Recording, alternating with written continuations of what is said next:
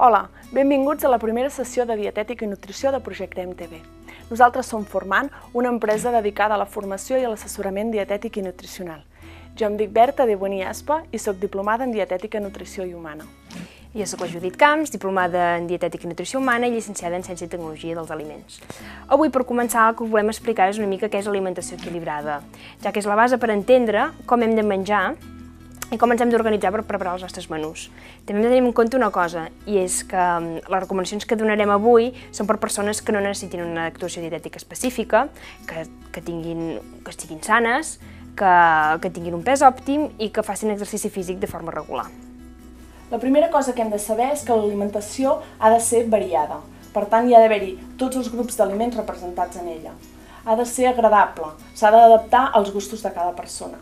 Ha de ser suficient, hi ha d'haver-hi la quantitat necessària depenent de l'edat, del sexe, de l'activitat física, i ha de ser equilibrada. Hi ha d'haver-hi les quantitats necessàries i recomanades d'aquests grups d'aliments.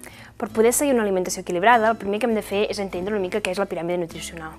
La piràmide nutricional és l'expressió gràfica de com hem de menjar. És un triangle on en la base trobem tot el que són els farinacis, que són els que ens aporten energia.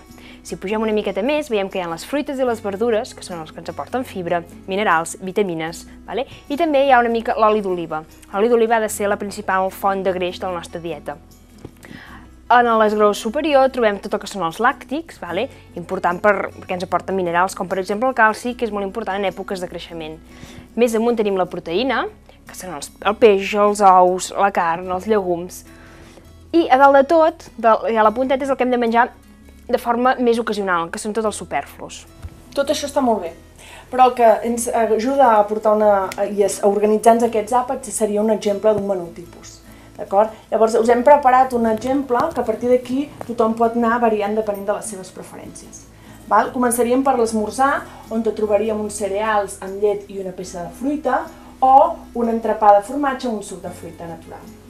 Al migmatí podríem fer un iogurt amb anous i arribant a l'hora de dinar amb una amanida d'arròs amb verdura, unes broquetes de pollastre amb un acompanyament de verdura també i un raïm de postre. El pa podria ser-hi una llesca a l'hora de dinar i una a l'hora de sopar. També tenim el berenar, on hi podríem posar unes torradetes de blat de moro amb una pera, o dues peres, depenent de la mida. I per sopar hi hauria un sopar molt més lleuger, amb una escalivada, unes patates al caliu amb un peix blanc i un acompanyament d'espàrrecs, per exemple, a la brasa, i de postre un iogurt. Si fem el recompte dietètic i nutricional de tot aquest menú que hem preparat, veiem que tenim dues racions de làctics, que serien els 2 iogurts amb la llet, tenim dues racions de verdures, que serien l'amanida i l'escalivada i els espàrrecs, que farien l'altra ració. Tenim també dues racions de proteics, que serien el pollastre i el peix. Tenim 3 racions de fruita, que serien el kiwi, el raïm i les peres.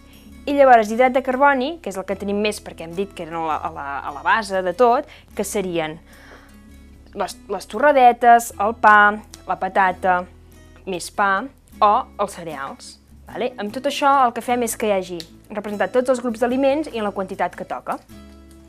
A la piràmide nutricional també hi trobem l'aigua. L'aigua és molt important, ha de ser la base de la nostra hidratació. Per tant, haurien d'haver-hi de 6 a 8 gots al dia. El vi i la cervesa són begudes alcohòliques que per majors d'edat també es permet beure una copa de vi o una de cervesa al dia. L'esport o l'activitat física també la trobem a la piràmide nutricional. Hem d'intentar fer un esport de forma regular i si no podem hem de buscar estratègies per poder moure el cos. Per exemple, pujar escales en comptes d'agafar l'ascensor o anar caminant a l'escola o a la feina.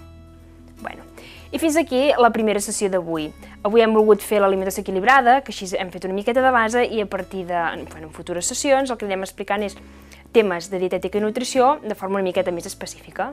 Moltes gràcies per la vostra atenció. Fins la pròxima. Gràcies.